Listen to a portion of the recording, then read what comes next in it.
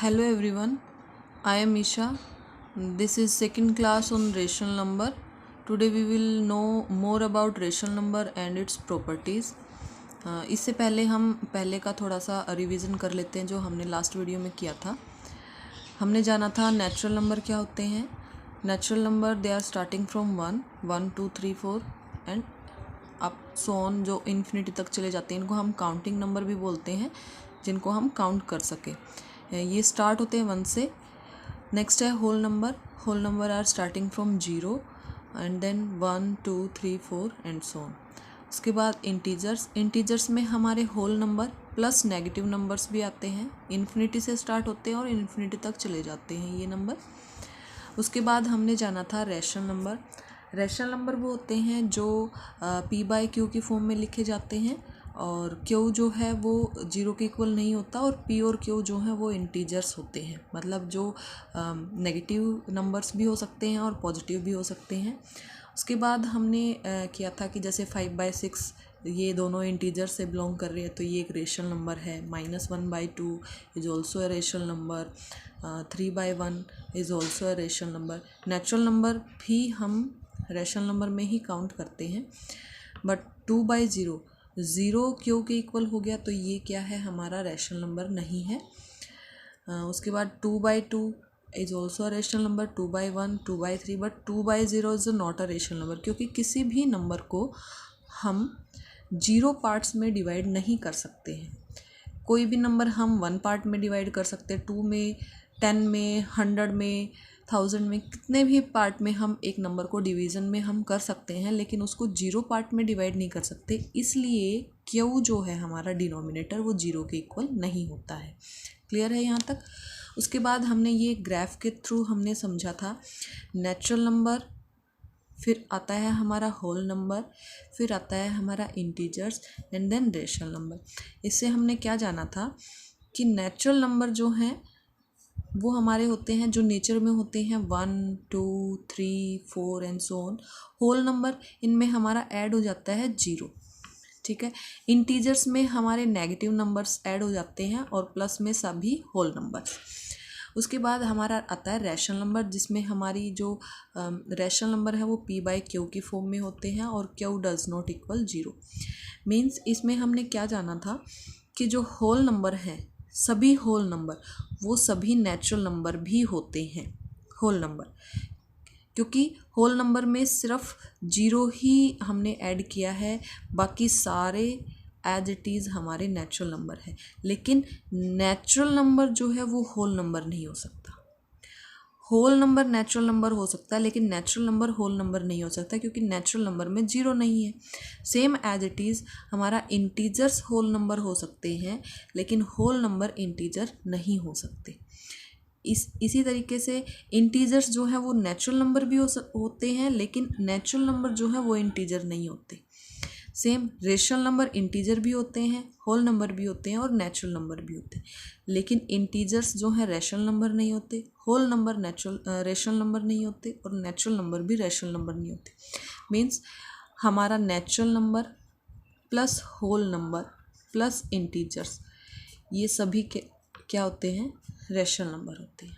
इन सबको हम क्या बोलते हैं, रैशनल नंबर। हम नेचुरल नंबर को भी रैशनल नंबर बोलते हैं, हम होल नंबर को भी रैशनल नंबर बोलते हैं, और हम इंटीजर्स को भी रैशनल नंबर बोलते हैं। यहाँ तक हमने लास्ट वीडियो में किया था। अब आगे हम रैशनल नंबर को नंबर लाइन पर कैसे हम प्लॉट करते हैं ये हम सीखेंगे।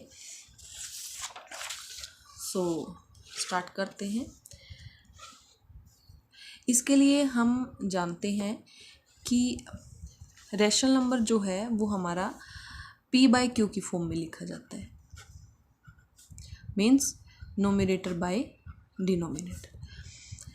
इसके लिए हमें एक चीज़ ये पता करना है कि डिनोमिनेटर जो है या तो बड़ा होगा नोमिनेटर से, या डिनोमिनेटर जो है वो छोटा होगा नोमिनेटर से। ये दो हमारी कंडीशन होती हैं। सबसे पहले हम फर्स्ट वाली लेते हैं। जैसे सपोज कीजिए हमने 3/4 ये हमने प्लॉट करना है। यहाँ पर क्या है, डिनोमिनेटर जो है हमारा ग्रेटर देन नोमिनेटर है। इसके लिए सबसे पहले नंबर लाइन बनाओ। देखो अगर डिनोमिनेटर हमारा न्यूमरेटर से बड़ा है, इसका मतलब अगर हम इसको डिवाइड करेंगे तो जो हमारा आंसर है वो 0 और 1 के बीच में आएगा, 0 और 1 के बीच में आएगा। इसका मतलब हमारा जो आंसर है वो 0 और 1 के बीच में ही कहीं पे होगा, क्योंकि इसको हम डिवाइड करेंगे तो 0 पॉइंट समथिंग आंसर आएगा। तो इसके लिए हम क्या करते हैं कि जो नीचे वाला पार्ट है, जो नीचे डिनोमिनेटर, ये हमें बताता है कि 0 और 1 के बीच में हमने कितने पार्ट करने हैं। तो ये हमारा 4 है, तो मीन्स यहाँ से यहाँ तक हमने 4 पार्ट में इसको डिवाइड करना। 4 पार्ट में डिवाइड करने के लिए हमें 3 बार इसको कट करना पड़ेगा, 1 2 एंड 3। ये 1 2 3 4 पार्ट में डिवाइड हो गया। अब ऊपर वाला हमें ये बताता है कि हमें 0 से कितने कदम चलना है। तो ये है 3, तो हमें 0 से कितने कदम चलना है, 1 2 एंड 3।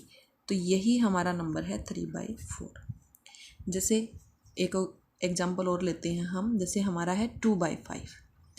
अब 2/5 यहाँ पर क्या है, डिनोमिनेटर हमारा ग्रेटर देन न्यूमरेटर है, तो जो आंसर है वो हमारा 0 और 1 के बीच में ही आएगा। आप कट करके देख सकते हो। तो जब हम नंबर लाइन लेंगे वो हमारी 0 और 1 इनके बीच में ही आएगा। नीचे वाला हमें ये बताता है कि हमें 0 से लेकर 1 तक इस लाइन को कितने पार्ट में डिवाइड करना है। तो हमारा डिनोमिनेटर है 5, तो हमें 5 पार्ट में डिवाइड करना पड़ेगा। 5 पार्ट में डिवाइड करने के लिए हमें इसको 4 टाइम इसको कट करना पड़ेगा, 1 2 3 एंड 4। ठीक है। अब ऊपर है न्यूमरेटर है हमारा 2। अब ये हमें बताता है कि हमें 0 से कितने कदम चलना है। तो 2 है तो हमें 2 कदम चलना है। तो ये है हमारा 2/5। ये है हमारा 2/5। समझ में आ गया। ये प्रॉपर्टी थी जब डिनोमिनेटर हमारा न्यूमरेटर से बड़ा है। अगर सेकंड पर चलें कि denominator is less than numerator, तो इसके लिए हमें क्या करना पड़ेगा। सपोज हम एग्जांपल लेते हैं कि 5/2। यहाँ पर denominator is less than numerator, तो इसके लिए सबसे पहले इसको कट करके देखते हैं।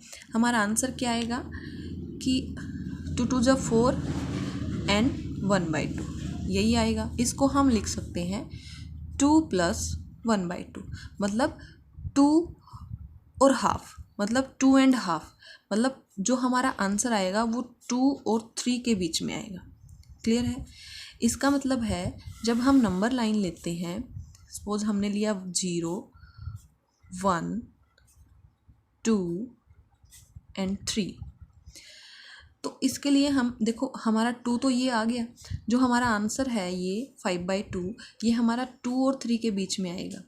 और 2 और 3 के बीच में मतलब 2 तो यहाँ तक हमने कवर कर लिया, ये वाला 2। तो अब इसकी बारी है, ये मतलब 2 और 3 के मतलब 2 के बाद आएगा। तो इसका मतलब 2 और 3 के बीच में हमने डिनोमिनेटर जो है वो हमारा क्या है, 2।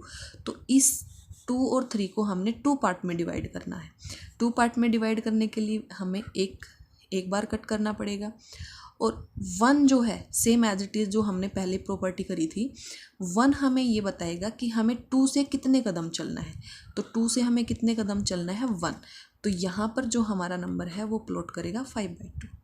क्लियर है। एक और एग्जांपल लेते हैं। जैसे हमने ले लिया 4/3। 4/3 यहाँ पर जो हमारा डिनोमिनेटर है is less than nominator, nominator से छोटा है। अगर हम इसको कट करके देखते हैं तो हमारा आंसर आता है 1/3, मीन्स 1 + 1/3, मतलब 1 तक तो चला गया हमारा नंबर लाइन। 0 1 2, अब यहाँ तक तो हमने डायरेक्ट कवर कर लिया 1, लेकिन आगे +1/3 है, मतलब हमारा 1 के बाद आंसर आएगा। और जो आंसर आएगा वो हमारा 1 और 2 के बीच में आएगा। मीन्स 1 और 2 के बीच में हमने 3 पार्ट में डिवाइड करना है इस लाइन को। तो 3 पार्ट में डिवाइड करने के लिए हमने इसको 2 टाइम कट करना पड़ेगा।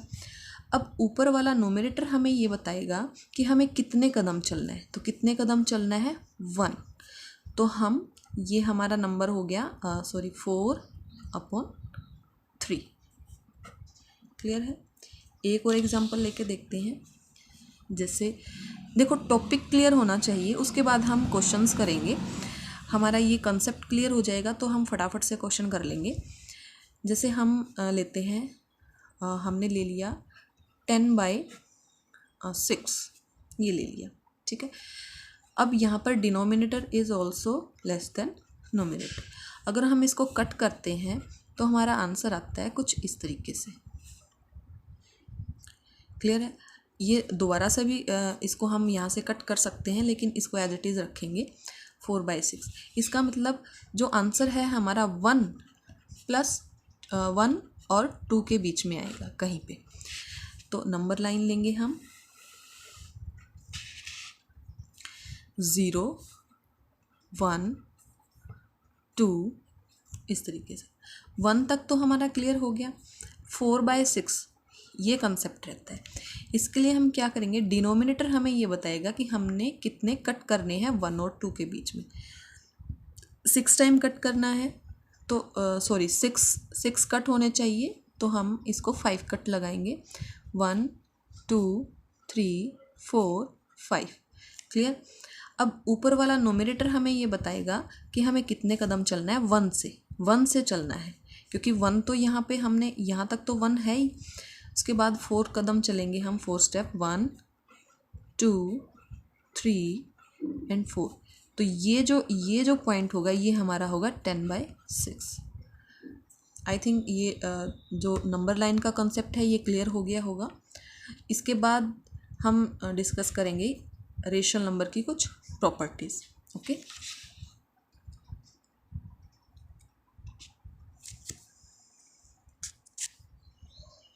तो रेशनल नंबर की कुछ प्रॉपर्टीज़ हैं।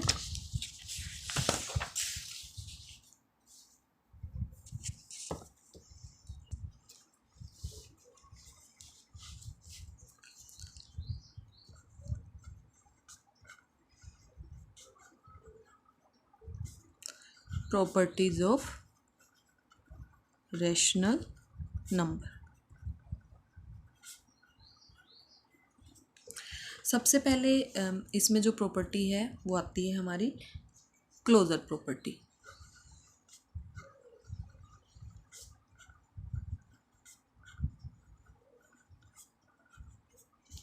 सेकंड जो प्रॉपर्टी है वो आती है हमारी commutative property.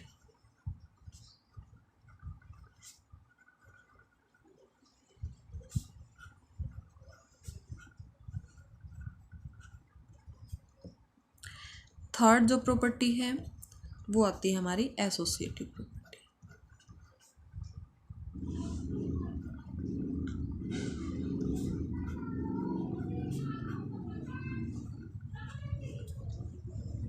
And fourth is distributive property.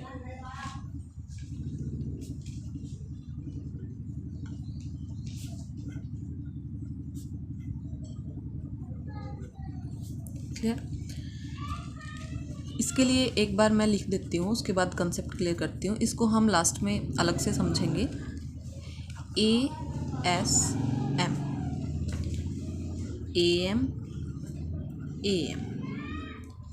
इसका मतलब है addition, subtraction, multiplication.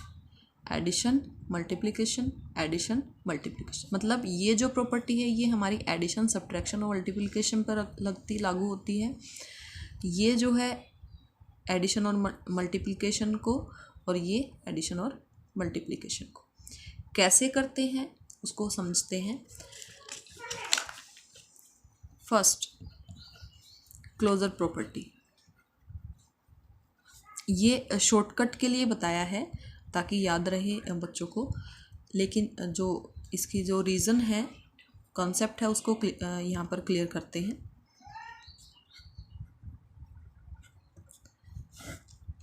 Closure property, कोई भी दो रेशनल नंबर ले लेते हैं हम, A एंड B, यानी 2 रेशनल नंबर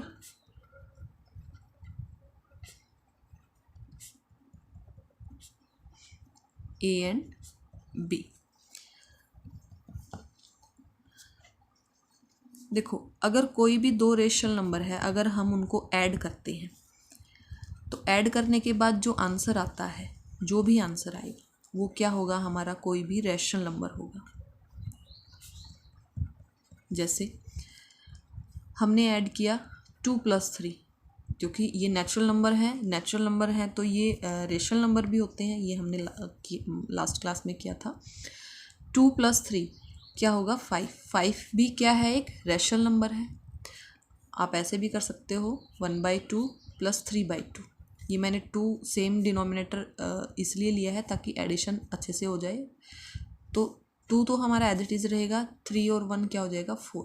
तो ये क्या हमारा रैशनल नंबर ही है ये भी, ठीक है। तो ये यहाँ पर एडिशन के कॉन्सेप्ट में कि ये क्या है, सेटिस्फाई करती है। उसके बाद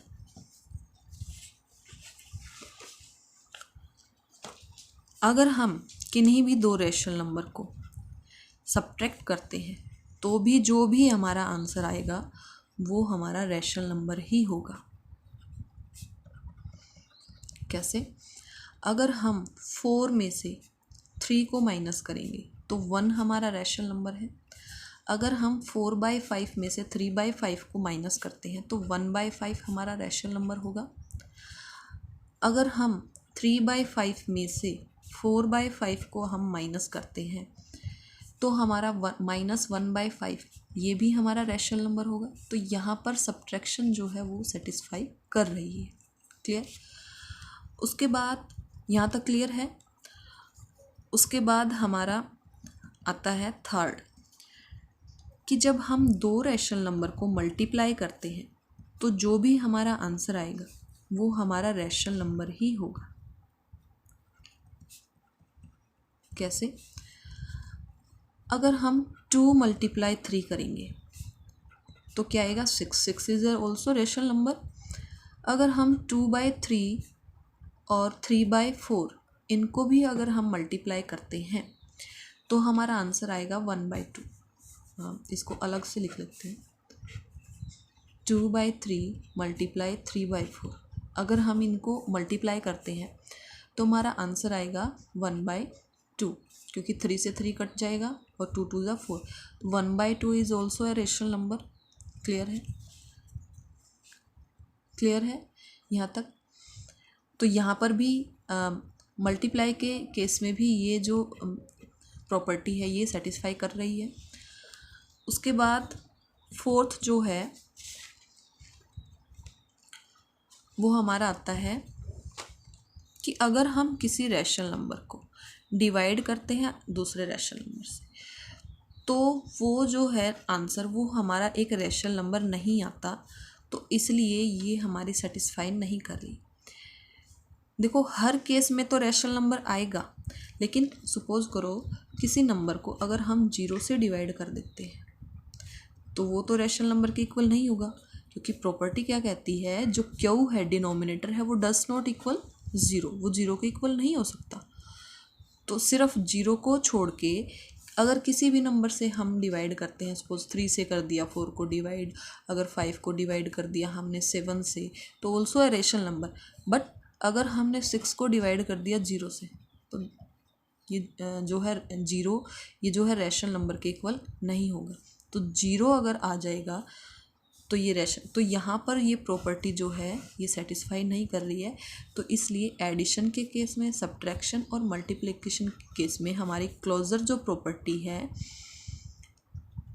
वो सेटिस्फाई कर रही है। तो इसलिए एडिशन, सब्ट्रैक्शन एंड मल्टीप्लिकेशन इसमें हमारी क्लोजर प्रॉपर्टी होती है। ये कॉन्सेप्ट क्लियर है क्लोजर प्रॉपर्टी का। नेक्स्ट पे आते हैं, हमारी सेकंड प्रॉपर्टी है कम्यूटेटिव प्रॉपर्टी।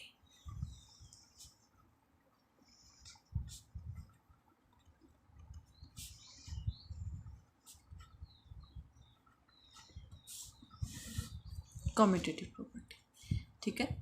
यहाँ तक क्लियर होगा आई थिंक कॉन्सेप्ट सब बच्चों को जो भी देख रहे हैं वीडियो। इसमें क्या होगा, a + b, जो कोई भी दो हमने रैशनल नंबर ले लिए, any 2 rational number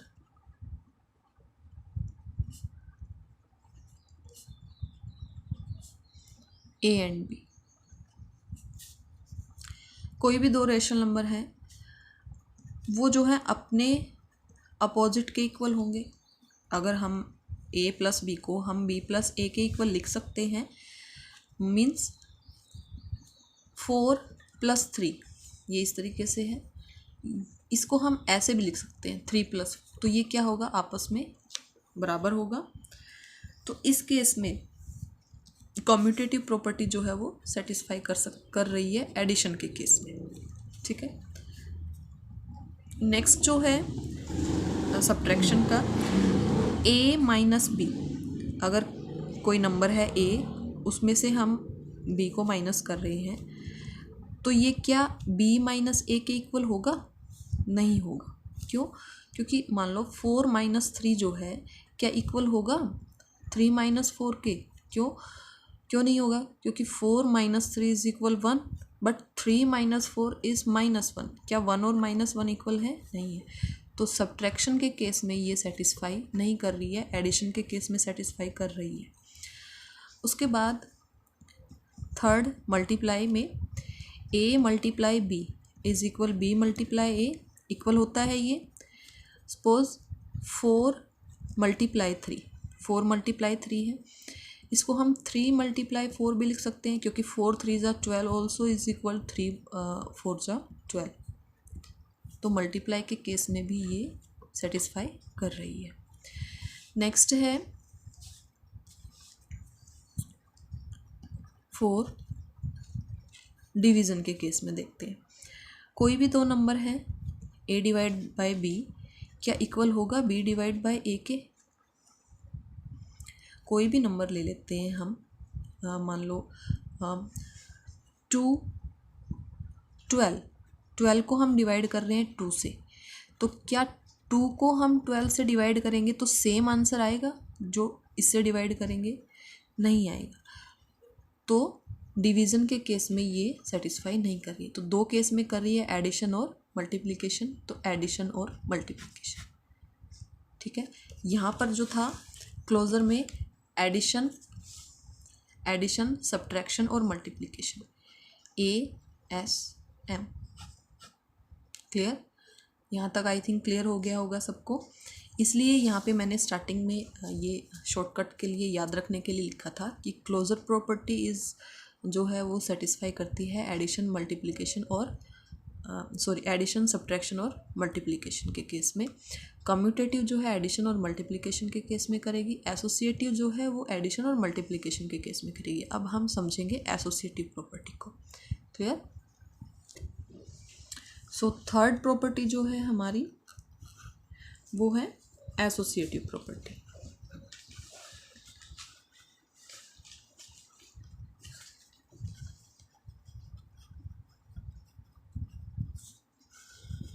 associative property, ठीक है।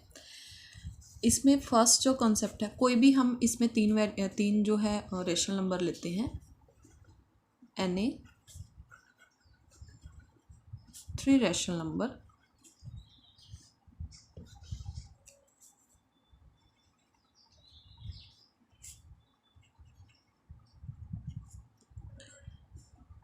A B and C।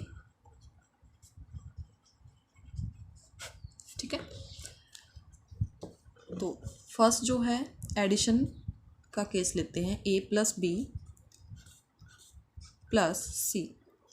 ये हम लिख सकते हैं equal A plus B plus C के। ये हम इसके इक्वल लिख सकते हैं। कैसे? देखो, अगर मैंने लिख दिया, सपोज करो 4 प्लस 3 प्लस 2, क्या इक्वल होगा 4 प्लस 3 प्लस 2 के? करो, 4 plus 3 is 7 plus 2, 7 plus 2 is 9, 4 plus 3 plus 2 is 5 and 4 plus 5 is 9। Satisfy कर रहा है। तो इसका मतलब एडिशन के केस में ये इक्वेशन हमारी सेटिस्फाई करेगी। नेक्स्ट है सब्ट्रैक्शन का केस लेंगे हम कि A minus B minus C is equal A minus B minus C. क्या इस केस में ये सेटिस्फाई करेगा? देखते हैं। हमने ले लिया 4 minus 3 minus 2 is equal 4 minus 3 minus 2। करो। 4 minus 3 is 1 minus 2, 1 minus 2 is minus 1. Then 4 minus 3 minus 2 is 1 and 4 minus 1 is 3.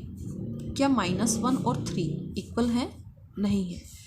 तो सब्ट्रैक्शन के केस में ये हमारा सेटिस्फाई नहीं करेगा। देन नेक्स्ट है हमारा multiplication. a multiply b multiply c is equal a multiply b multiply c। क्या इसमें हमारा जो है ये कंसेप्ट क्लियर होगा? इक्वेशन जो है हमारी वेरीफाई करेंगे, देखते हैं। 4 multiply 3 is multiply 2, 4 multiply 3 multiply 2, 4 3 ज़ा 12 and then 2, 12 2 ज़ा 24, 4 मल्टीप्लाई 3 मल्टीप्लाई 2 इज 6 एंड 4 6 जा 24। इस केस में क्या कर रहा है? ये सेटिस्फाई कर रहा है, इक्वल आ गया। तो इसका मतलब मल्टीप्लाई के केस में ये हमारी इक्वेशन सेटिस्फाई करती है। देन चेक करते हैं डिवाइड के केस में।